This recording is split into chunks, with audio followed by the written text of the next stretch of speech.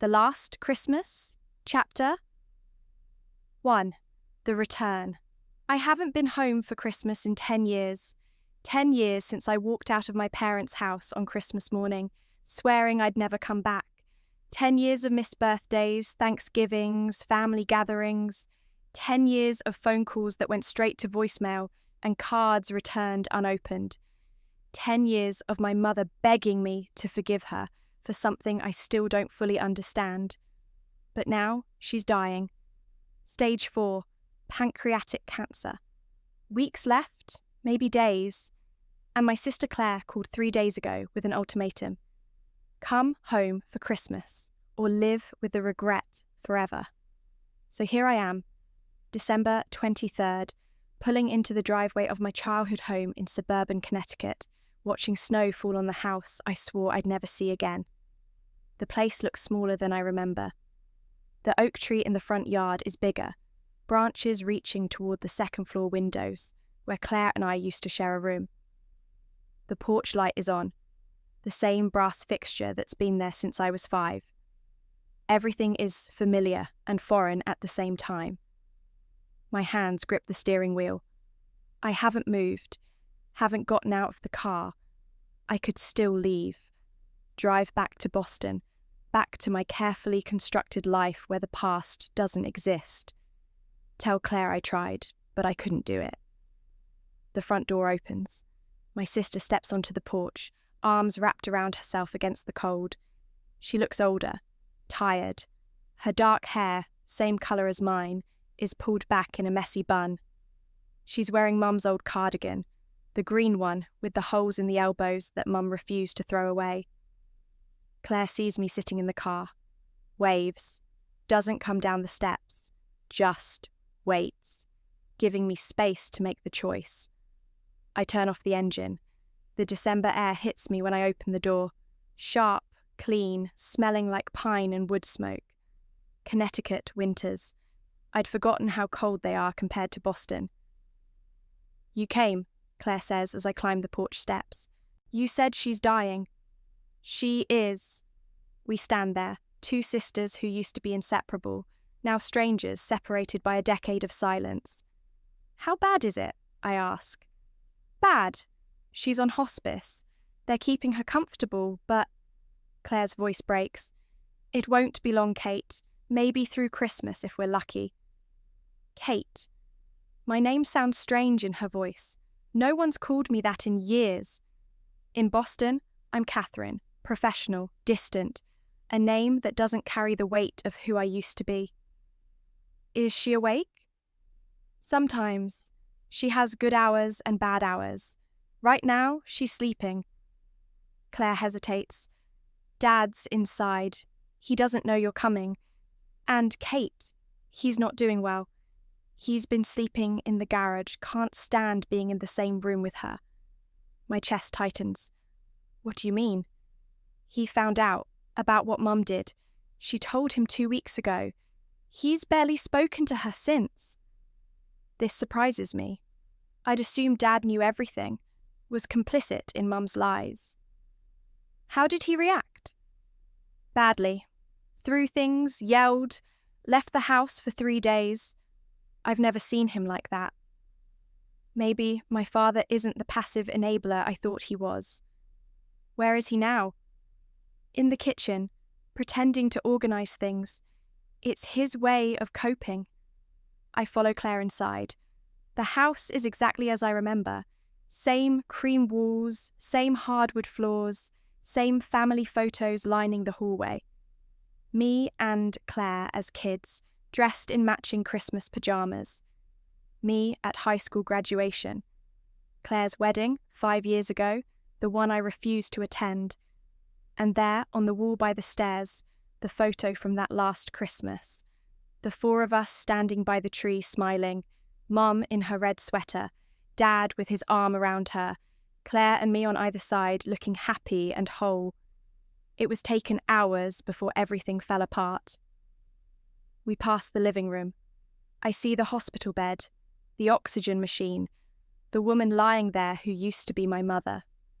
She's asleep, face grey, breathing shallow. I look away.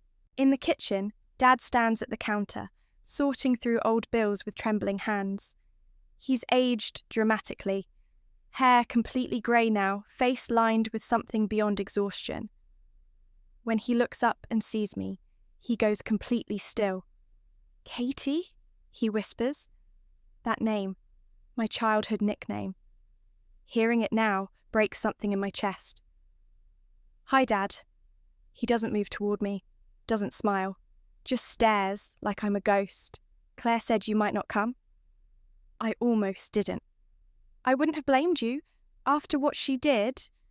He sets down the papers, his hand shaking. "I didn't know, Katie. I swear to God, I didn't know until 2 weeks ago. If I'd known what she told that boy, what she did to you." "Dad?" "No, let me finish." His voice cracks. 35 years I've been married to that woman. Thought I knew her. Thought we had honesty.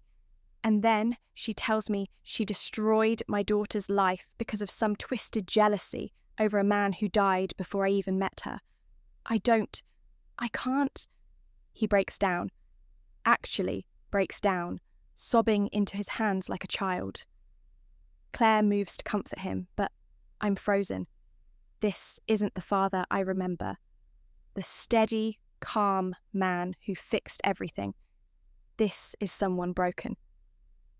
"She wants to see you," he says when he can speak again. "Before she dies. She has things to tell you, more than what she told me." "More." My voice comes out sharp. "There's more." "She says there is, things she couldn't say until you were here." I look at Claire. She shrugs helplessly. "She wouldn't tell me either. Said it was for you and you alone." Great. More secrets, more lies. Exactly what I need. "I can't do this right now," I say. "I need air."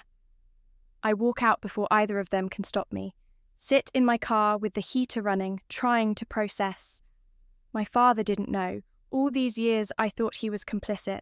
Thought he chose Mum over me. But he was lied to, same as everyone else. And there's more. Something Mum hasn't told anyone yet. Something she's been holding on to for what? 10 years? 20? 30? My phone buzzes. Text from Claire. "I know this is hard, but please don't leave. Not yet. Give her a chance to explain. Then you can decide." I stare at the message. Think about driving away. Going back to my safe, controlled life where the past stays buried. But Claire's right. If I leave now, I'll regret it forever. I'll always wonder what Mum was going to say. What final secret she's been keeping. I text back. "I'm staying at a hotel. I'll come back tomorrow morning. But I'm not promising anything." That's all I ask. I drive to the nearest hotel, check in, lie on the bed, staring at the ceiling. Tomorrow I'll face my dying mother and whatever truth she's been hiding. Tonight, I just have to survive the memories. Chapter 2. The Confession. I arrive at 9 a.m. on Christmas Eve. Dad's truck is gone from the driveway. Claire texts that he's running errands, which probably means avoiding the house. Claire meets me at the door. "She's been awake since 7, asking for you every 10 minutes. The nurse gave her something for pain, but she refused sedation, said she needs to be clear-headed." "Is she lucid?" "Mostly. She drifts sometimes, but when she focuses, she's sharp." We walk to the living room. Mom is propped up in bed, oxygen tubes in her nose, but her eyes are alert. When she sees me, something like relief crosses her face. "Katie, you came back." "Claire said you have more to tell me." "Always straight to business. You get that from your father." She gestures weakly to the chair beside her bed. "Sit, please. This is difficult." I sit, keep my distance. "I'm listening." Mom takes a laboured breath. "What I told you yesterday, about Michael, about why I lied to Ethan, that was true, but it wasn't the whole truth." "What's the whole truth?" "The whole truth is darker, uglier, the kind of thing a mother shouldn't admit to her daughter." She closes her eyes. but I'm dying, and you deserve to know who I really am. Mum, when I was 22 and Michael died, I didn't just lose my fiancé. I lost myself. Completely. I spent 6 months in psychiatric care. Suicide attempts, psychotic breaks, the works. My parents were terrified I'd never recover. I didn't know this. She told me Michael died, but never mentioned the breakdown. Your father saved me, she continues. Literally saved me. He was patient, gentle, didn't push. Slowly, I came back to life. We got married, had you and Claire, built this family, and I thought I'd healed. But I hadn't. I'd just buried the grief so deep I couldn't see it anymore. Until you saw Ethan. Until I saw Ethan. And it wasn't just that he looked like Michael. It was that you looked at him the way I'd looked at Michael. Completely, desperately in love. And I couldn't stand it. Because you were jealous. Because I was terrified. Her voice drops to barely a whisper. I was terrified that you'd have the happiness I lost. That you'd marry the man you loved and build the life I should have had. And if you got that, if you got everything I wanted, it would prove that life wasn't fair. That I lost Michael for no reason. That my pain was meaningless. I stare at her. So you destroyed my relationship to make yourself feel better? No. I destroyed your relationship because if I couldn't have happiness, I couldn't bear watching you have it. It's vindictive, it's cruel, it's unforgivable, but it's the truth. The honesty is staggering and horrifying. There's more, Mum says. The day Ethan proposed, the day I pulled him aside and lied to him, I did something else too. My stomach drops. What? I showed him a photo of you and another man from 2 months earlier. What photo? What man? Your co-worker, Jake. Remember when you went to that conference in Chicago? I'd come to visit you that week, showed up at your hotel, saw you having drinks with Jake in the lobby. You were laughing, his hand was on yours. It looked intimate. So I took a photo. I remember that night. Jake and I were celebrating a successful pitch. It was completely platonic. He's gay and married, and I was madly in love with Ethan. You showed Ethan that photo. I told him it was your boyfriend, that you'd been seeing Jake for months, that I'd tried to get you to break up with him before bringing Ethan home for Christmas, but you refused. I made it all sound very real. Jesus Christ, Mum. I know. No, you don't know. You don't know what you did. Ethan didn't just leave thinking I didn't love him. He left thinking I was actively cheating on him, that I was a liar and a cheat. I know. And you let me believe for 10 years that he just didn't love me enough, that I wasn't worth staying for. Yes. I stand up, needing distance. Why are you telling me this? To make me hate you more? I'm telling you because you need to know how to find him, to explain what really happened. I don't know where he is. He disappeared. I know where he is. She reaches into the nightstand, pulls out a piece of paper. I hired a private investigator 6 months ago. After the diagnosis, I wanted to give you this before I died. She hands me the paper. It's an address. In Connecticut. Not Seattle. Connecticut. He's here? In Connecticut? He moved back 3 years ago. Lives an hour from here. He's an architect. Has his own firm. Divorced. 2 kids who live with their mother in Seattle. My brain can't process this. Why didn't you tell me? Because I'm a coward. I've been holding on to this for months, trying to find the courage. Only dying finally made me brave enough. I look at the address. Could be his office, could be his home. Either way, it's real. He's an hour away. There's one more thing, Mum says.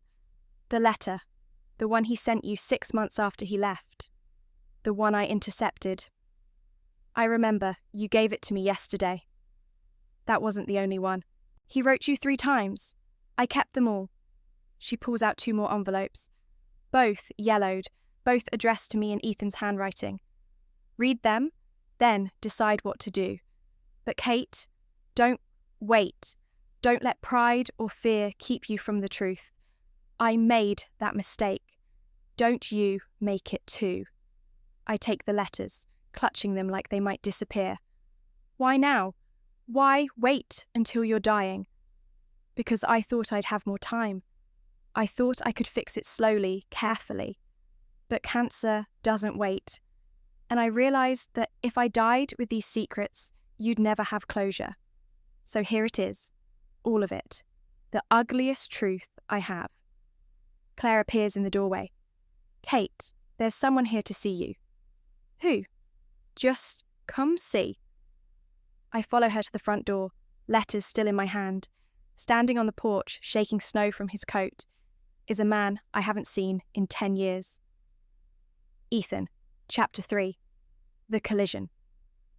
Time stops. Ethan stands on my parents' porch, snowflakes melting in his dark hair, looking exactly like I remember, and completely different. Older, lines around his eyes, broader through the shoulders, but the same brown eyes that used to look at me like I was the only person in the world.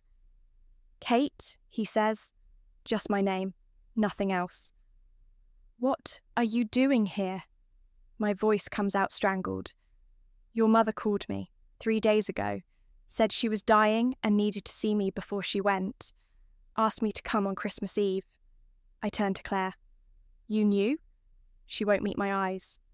Mum asked me not to tell you, said you'd run if you knew he was coming. Damn right I would have run, which is why we didn't tell you. Mum's voice, weak but determined, carries from the living room. Bring him in, Katie. We don't have time for you two to stand in the cold processing. Ethan looks at me. Do you want me to leave? I can go. Your mum said you needed closure, but if you're not ready... I'm not ready. I'll never be ready, but come in. We walk inside. The air feels electric, charged with 10 years of unfinished business. Claire disappears into the kitchen, coward, leaving me and Ethan standing in the hallway like awkward strangers. You look good, he says quietly. Don't do small talk. Okay, what do you want to do? I want to go back in time and punch my mother in the face before she ruins my life. Despite everything, he almost smiles. Yeah, I can see that. Mum calls from the living room. Are you two going to stand in the hallway all day, or are we doing this? We walk in. Mum looks at Ethan with something like guilt and relief mixed together. Thank you for coming. You said it was urgent. Ethan stands stiffly by the door, clearly uncomfortable. That you had something to tell me? I do. But first, I need you to read something. She looks at me. Katie, the other 2 letters, give them to him. I hand over the unopened envelopes. Ethan stares at them, recognition dawning. These are... I wrote this 10 years ago. And I intercepted them, Mum says. Read them, both of you, then we'll talk. Ethan opens the first letter. I watch his face as he reads words he wrote a decade ago.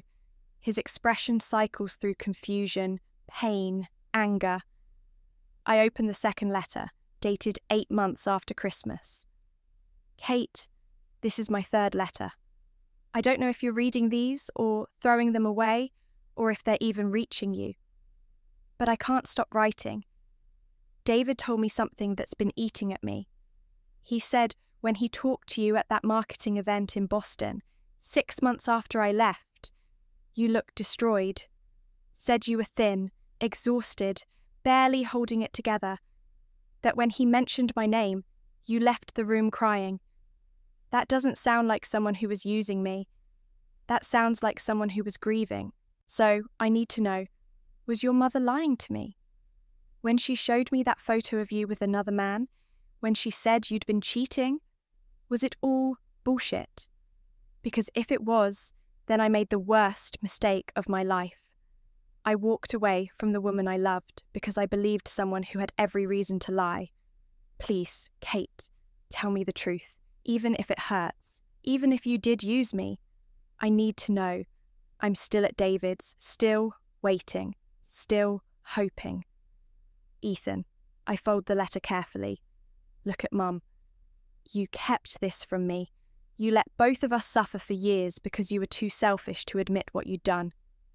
Yes. Ethan sets down his letter, his hands are shaking. The photo of Kate with another man. That was fake? Not fake, misleading. The man was a co-worker, gay, married. I lied about the context. Why? Ethan's voice rises. Why would you do that? Because I'm broken. Because my fiancé died 30 years ago and I never recovered. Because seeing Kate happy with his son destroyed me.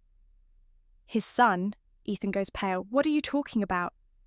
Your father, Michael Martinez. He and I were engaged. 3 weeks before our wedding, he died in a car accident. Your mother was pregnant at the time. I didn't know that until years later. When Kate brought you home and I saw your face, I knew immediately who you were. Ethan sits down heavily.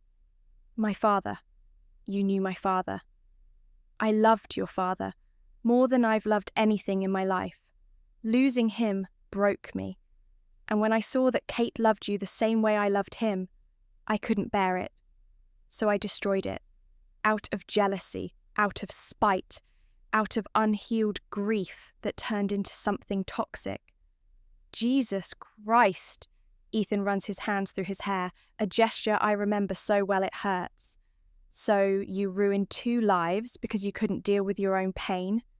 Yes. That's unforgivable. I know. Silence.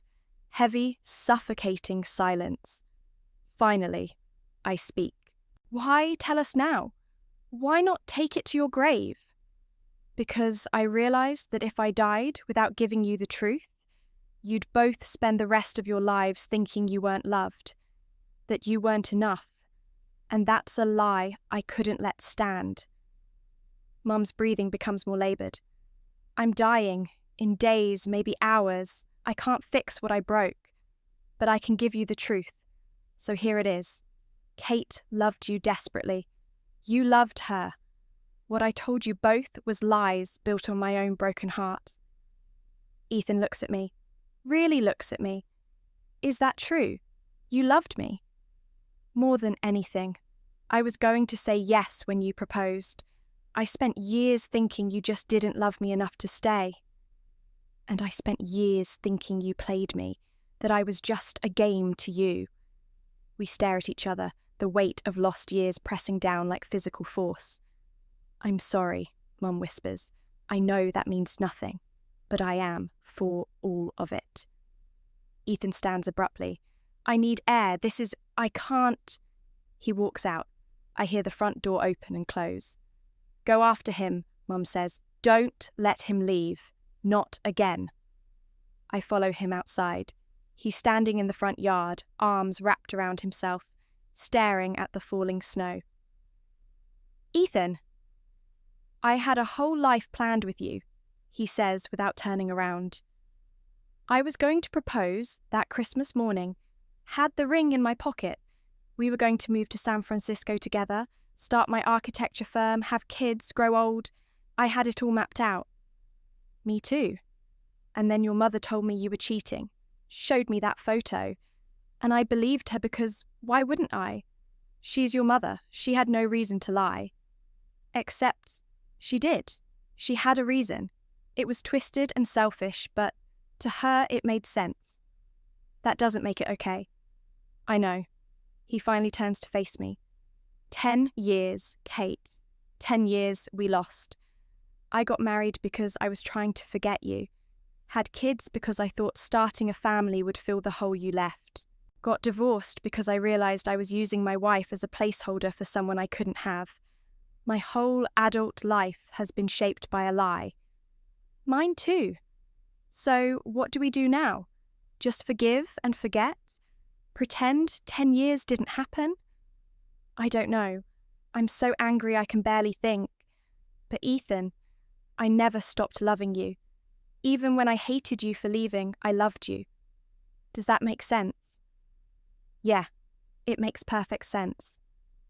We stand in the snow, two people who loved each other a decade ago, trying to figure out if that love still exists. I live an hour from here, Ethan says finally. Moved back 3 years ago after the divorce. Wanted to be closer to where I grew up. I didn't know. I thought you were in Seattle. That's where my kids are. I see them during summer and holidays. But I needed to come back to where everything started. Maybe hoping I'd figure out what went wrong. And did you? Figure it out? No. Not until today. He takes a step closer. Kate, I don't know what happens next. I don't know if we can rebuild what we had or if too much time has passed. But I'd like to try, if you're willing. I'm terrified. Me too. But yes, I'd like to try. We stand there in the falling snow, not quite touching, not quite ready, but not running away either. Behind us, the front door opens. Claire steps out. Mum's asking for both of you, and Dad just got home. Fair warning, he's drunk. Great. My dying mother's deathbed confession and my alcoholic father coming home. This day just keeps getting better. We follow Claire inside. Dad is in the kitchen, leaning against the counter with a bottle of whiskey in his hand. Well, he slurs when he sees us. The gang's all here. The dying woman, the prodigal daughter, the boyfriend who got away, and me, the idiot who spent 35 years married to a liar. Dad, don't dad me, Katie. I'm entitled to be angry. I'm entitled to get drunk. I'm entitled to say what I really think for once in my goddamn life. He takes a swig directly from the bottle. Claire tries to take it from him. He pulls away. You want to know what the worst part is? Dad says, voice breaking. The worst part is I still love her. Even now, knowing what she did to you, to him, to all of us, I still love her. How pathetic is that? It's not pathetic, Ethan says quietly. It's human. What do you know about it? You're what, 30? You haven't spent 35 years with someone, raised kids with them, built a whole life. You don't know what it's like to find out the person you trusted most is capable of that kind of cruelty. You're right, I don't. But I know what it's like to have someone you love lie to you. And I know it doesn't stop you from loving them. It just makes the love hurt more. Dad stares at Ethan. Something in his expression softens. You're a good kid. My wife destroyed your life, and you're still standing in my kitchen being reasonable about it. I'm not feeling reasonable. I'm feeling furious. But anger isn't useful right now. Maybe it should be. Dad sets down the bottle. Maybe we should all be furious. Maybe that's healthier than this pretending to be okay with what she did. I'm not pretending, I say. I'm fucking livid. But she's dying, Dad, in days, and I can either spend those days being angry, or I can try to understand why she did what she did. Understanding doesn't mean forgiving.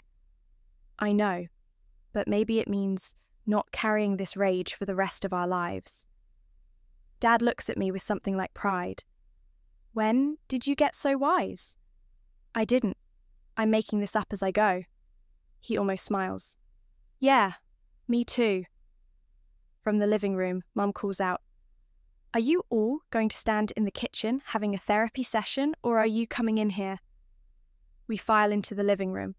Mum looks worse than an hour ago. Skin grey, breathing laboured. The nurse hovers nearby, checking vitals, looking concerned. How long? Dad asks the nurse quietly. Hours? Maybe less? The pain is getting worse. I recommend increasing the morphine. No, Mum says firmly, not yet. I need to be clear for this.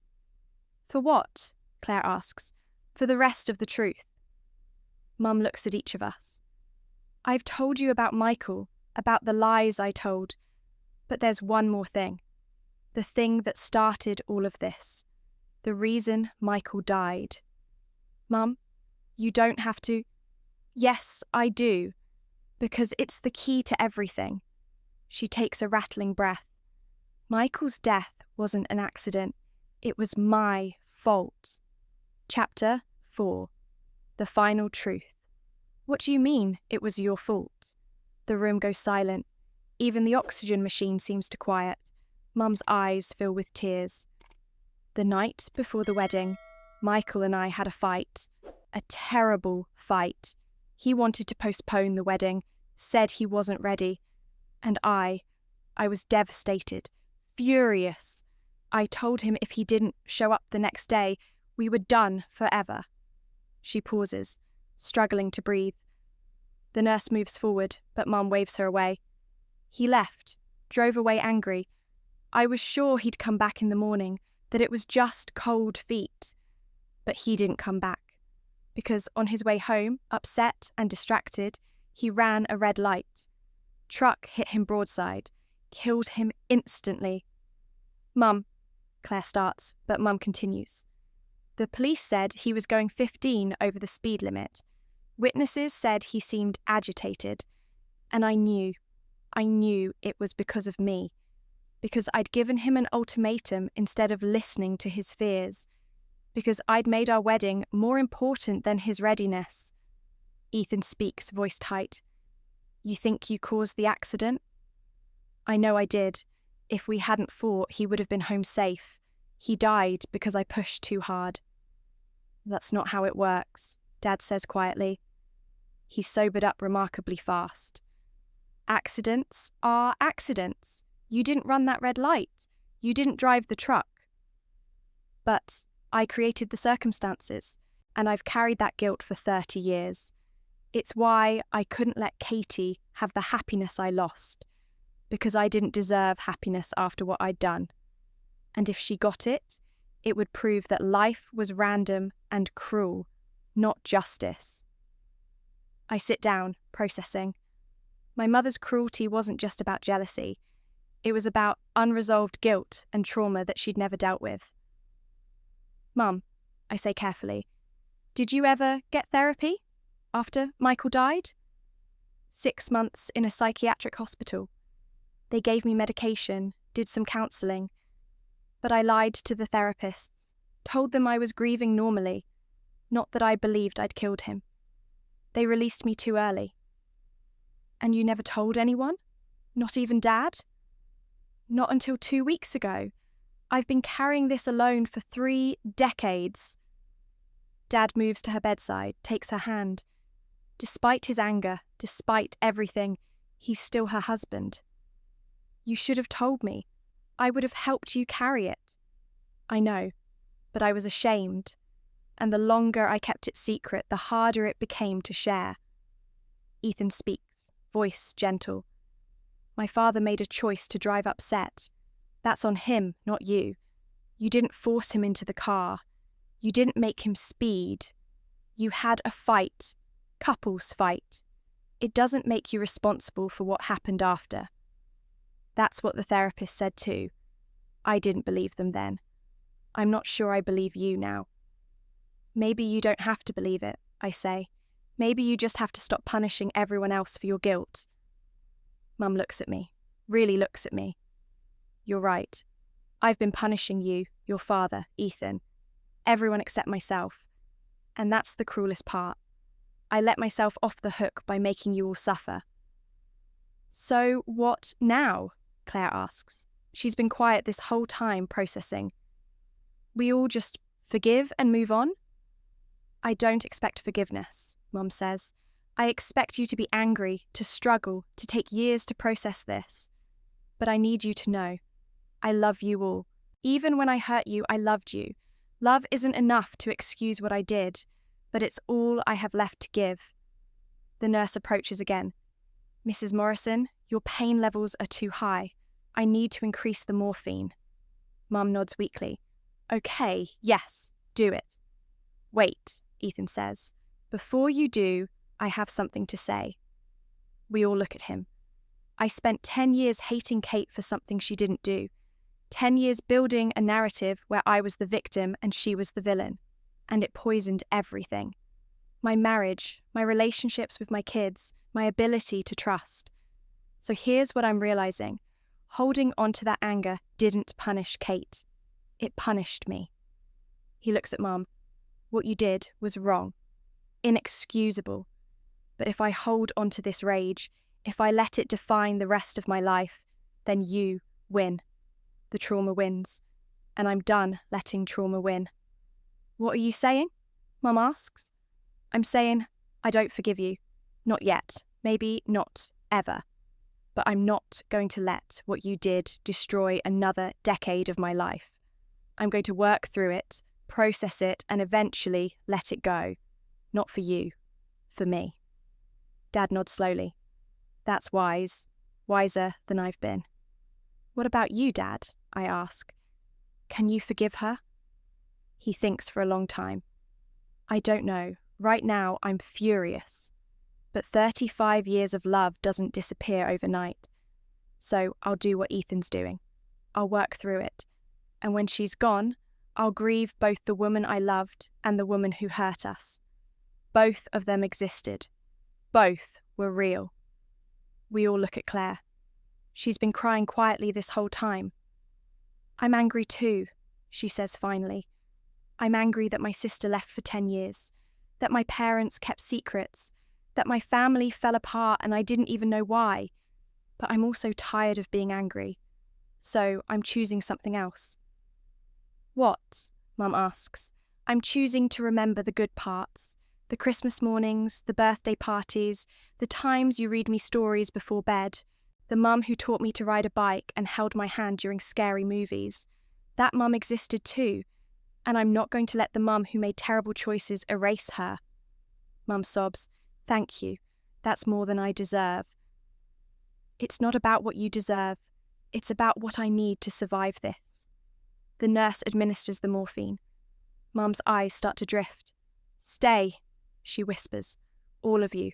Please. I don't want to die alone. You won't, Dad says, gripping her hand. We're here. We're all here. We gather around her bed, Dad holding one hand, Claire holding the other. Ethan and I stand at the foot of the bed, not quite touching, but close enough that I can feel his warmth. Tell me something, Mum whispers, words slurring from the medication. Tell me something good. A good memory. Claire speaks first. Remember when I was 7 and I wanted to be a princess for Halloween? You made me that costume by hand. Spent weeks sewing sequins and lace. I felt like actual royalty. Dad. Our honeymoon in Maine. We got lost trying to find that lighthouse. Ended up at a tiny diner with the best lobster rolls we ever had. You laughed so hard you cried. Me. When I was 12 and broke my arm falling off my bike, you stayed with me all night in the hospital telling me stories about your own childhood to distract me from the pain. You made me feel safe. Ethan hesitates, then speaks. My father. Tell me something good about him. Mum's eyes flutter open. He was kind. So kind. Gave money to every homeless person he saw. Volunteered at soup kitchens. He wanted to be a social worker, help people. He would have been a wonderful father. Thank you, Ethan says quietly, for giving me that. Mum smiles weakly. He'd be proud of you. Proud of the man you became. Her eyes close. Her breathing slows. We sit vigil through the afternoon and into the evening. The nurse checks vitals regularly, tells us it won't be long. At 8:47 p.m. on Christmas Eve, with her family surrounding her, my mother takes her last breath. Chapter 5. Christmas Day. We don't sleep that night. Can't sleep. The funeral home comes to collect Mum's body around midnight. After they leave, we sit in the living room, shell-shocked, exhausted. Empty. What do we do now? Claire asks. I don't know, Dad says. I've never done this before. Should we cancel Christmas? I ask. Seems wrong to celebrate. Your mother would hate that, Dad says. She loved Christmas. Even at the end, she kept asking if the tree was decorated, if we had enough cookies. So, we do Christmas, the day after she dies. We do Christmas for her and for us. None of us have energy to argue. Ethan has been quiet, sitting in the corner chair. I should go. Let you have family time. Stay, I say. Please. I don't want to be alone. You're not alone. You have your family. I want you here, if you're willing. He looks at Dad, asking silent permission. Dad nods. Stay. You're part of this now, whether we planned it or not. So Ethan stays. We make coffee, order pizza that nobody eats, sit around the tree that Mum insisted we decorate. Do we open presents? Claire asks. That feels wrong. Let's wait until morning, Dad suggests. Get a few hours of sleep. Face Christmas with clear heads. We agree. Claire goes upstairs to her old room. Dad goes to the master bedroom, the first time he slept there in weeks. Ethan and I are left in the living room. You can take the couch, I say. I'll take the guest room. Or, Ethan says carefully, we could both take the guest room, just to sleep. I don't want to be alone either. It should feel wrong. Too fast, too soon. But nothing about this situation is normal. Okay, yes. We go upstairs to the guest room. My old bedroom, actually. Still decorated the way I left it 10 years ago. Posters on the walls, books on the shelves. A time capsule of who I used to be. This is surreal, Ethan says, looking around. I slept in this room. That Christmas, remember? You were downstairs on the couch. Until you snuck me up here after your parents went to bed. The memory hits hard. Us lying in my tiny twin bed, whispering about the future. Him telling me he loved me. Me believing we'd be together forever. I miss that, I say. How simple things were. They weren't simple. We just didn't know the complications yet. We lie down on the bed, bigger now, a queen that replaced the twin, and stare at the ceiling. I have kids, Ethan says into the darkness.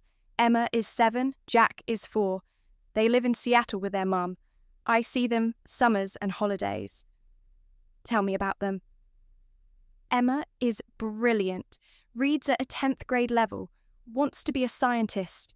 Jack is chaos incarnate, climbs everything, breaks everything, laughs at everything. I love them so much it terrifies me.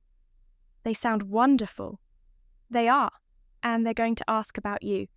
If we try this again, they'll want to know who you are, why you matter. What will you tell them? The truth. That you're someone I loved a long time ago. Someone I never stopped loving.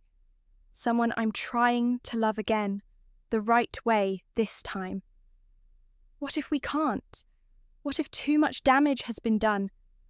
Then we'll have tried, and that's more than we had yesterday. We fall asleep holding hands, fully clothed, like teenagers afraid to cross lines. Christmas morning comes too soon.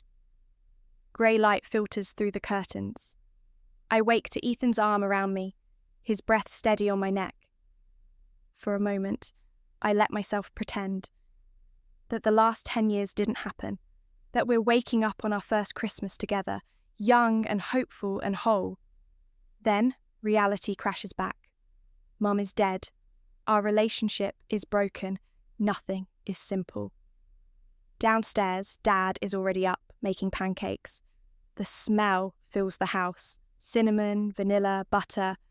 Mum's recipe. Merry Christmas, he says when we come down. His eyes are red, but he's functioning. Merry Christmas, Dad. Claire appears looking exhausted. Are we really doing this? We're really doing this, Dad confirms. Your mother would haunt us if we didn't. We eat pancakes in silence. Then we gather around the tree. Should we do presents? I ask. Dad pulls out a small wrapped box. Your mother left this. For all of us. She wrapped it 2 weeks ago. Made me promise to open it Christmas morning. He opens it carefully. Inside is a letter and 4 smaller envelopes, each labelled with our names. Dad reads the main letter aloud. My darlings, If you're reading this, I'm gone. And you're probably angry, confused, grieving. All of that is okay. Be angry. I earned it. But don't let my mistakes define your futures. Kate, you have a second chance with Ethan. Take it. Don't let fear or pride keep you apart. Ethan, forgive me if you can. If you can't, at least forgive yourself for believing me. Claire, hold this family together.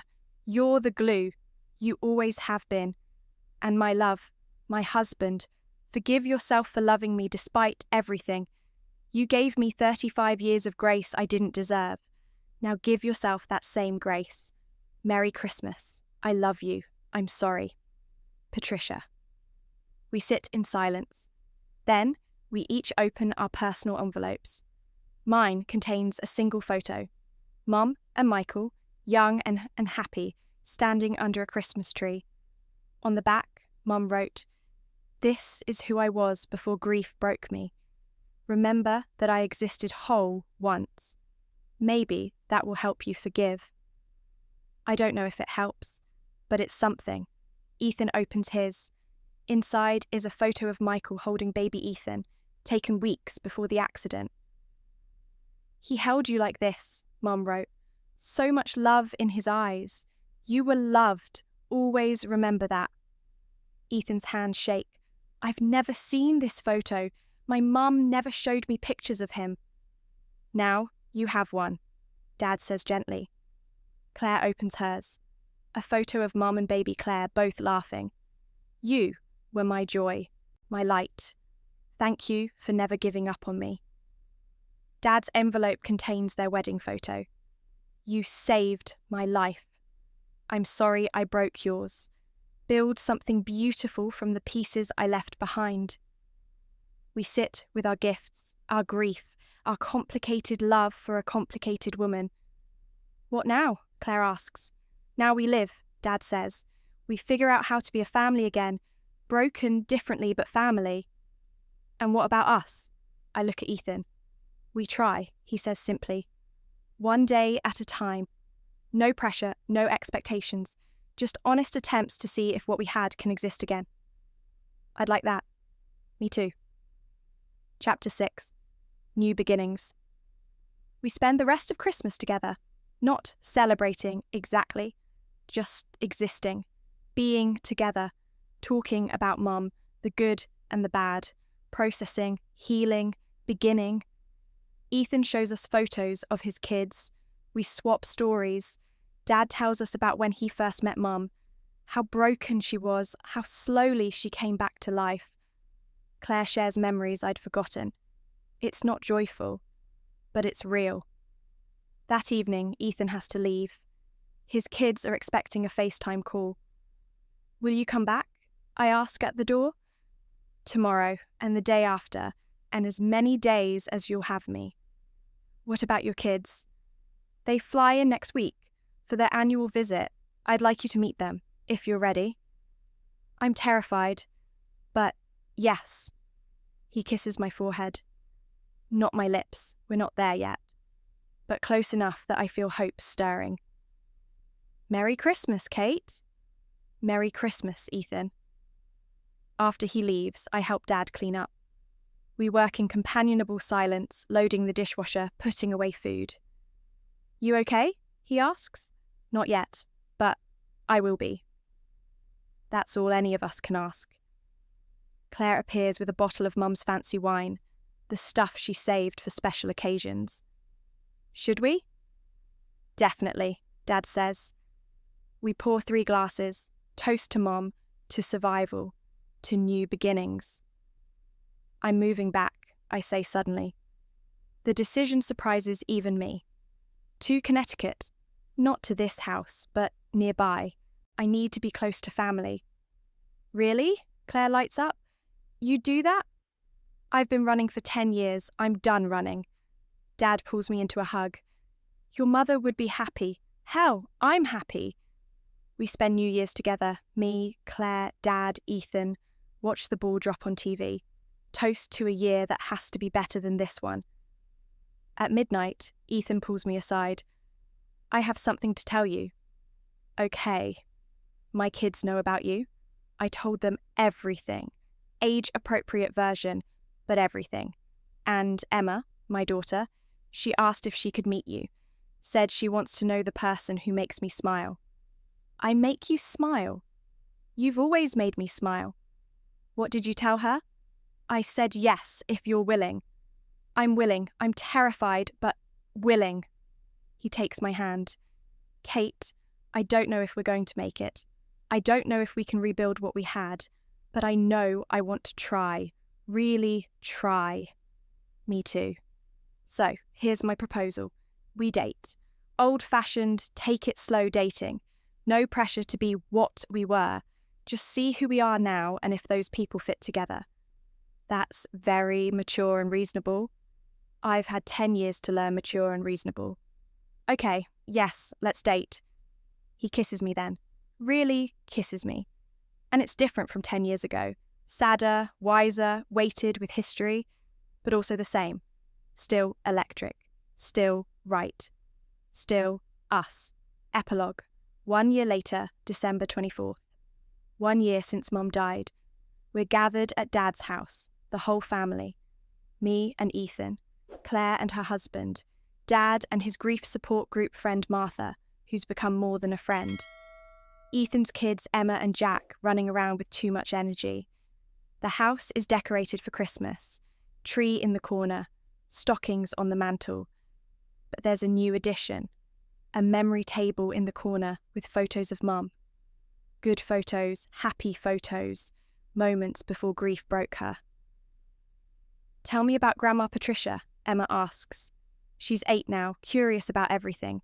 She was complicated, I say honestly, made mistakes, hurt people, but also loved fiercely and tried to make things right at the end. Did you forgive her? I think about it. A year of therapy, of processing, of slowly letting go of anger. I'm working on it. Some days yes, some days no. But I'm not angry anymore. That's progress. That's very grown up. Thank you. So are you. Jack runs over, grabs my hand. Kate, will you help me decorate cookies? Absolutely. In the kitchen, Dad and Martha are making dinner. They're not officially together, but everyone knows they're more than friends.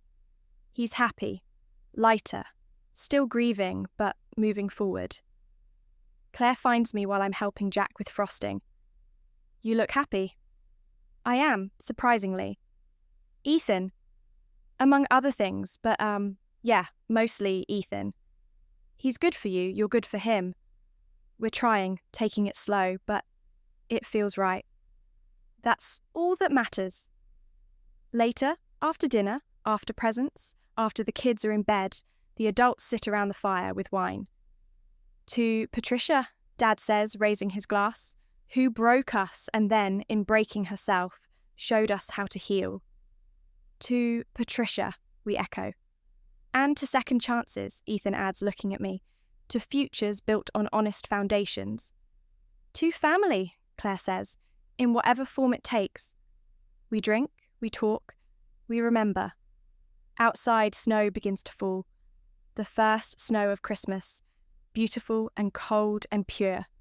Inside, we're warm, broken but healing, grieving but loving, moving forward. I think about Mom, about Michael, about all the ways trauma ripples through generations, and all the ways love can too if we let it. Ethan finds me on the porch later, watching the snow. You okay? Yeah, just thinking. About how a year ago I thought my life was over, and now it's just beginning. Poetic. Shut up. I lean into him. He wraps his arms around me. I love you, he says. Not for the first time. We've been saying it for months, but it still feels new, still feels true. I love you too, still, again, always. Want to make it official? What do you mean? He pulls out a small box. Inside is a ring, simple, beautiful, nothing like the ring he would have given me 10 years ago, but better. Ours. Kate Morrison, will you marry me? No pressure, no rush. We can have a long engagement. but I want you to know, I'm all in. Whatever comes next, I want to face it with you. I should be scared. Should remember the last time someone proposed to me, how it all fell apart. But I'm not scared. I'm ready. Yes, absolutely, yes. He slides the ring on my finger, kisses me under the porch light with snow falling around us like blessing. Inside, through the window, I see our family. Dad laughing at something Martha said, Claire and her husband dancing to Christmas music, Emma and Jack sprawled on the couch fighting sleep. This is my life now, broken and rebuilt, scarred but beautiful. Not what I planned, but better than I imagined. Mum was right about one thing. Second chances are rare. When you get one, you take it. You hold on with both hands. You build something new from the broken pieces. And you call it home. The end.